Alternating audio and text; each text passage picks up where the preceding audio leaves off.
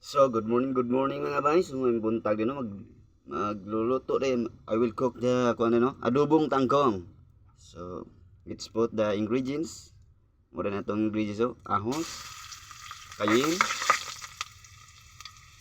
ayun, bumbay, kayin, at saka sibuyas, dahon, mga bay.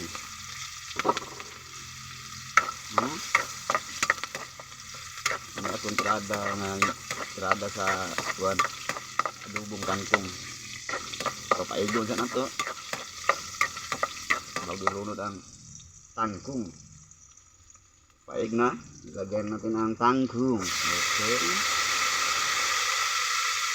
ibutang ibutang ibutang.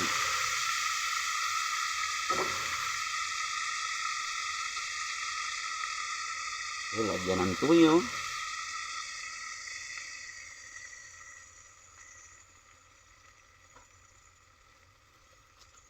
Bitsin.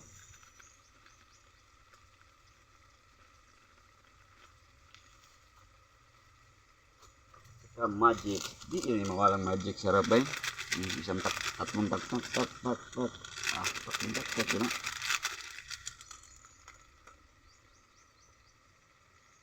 Pagdaman, tataklubin at mamaya bubuksan natin.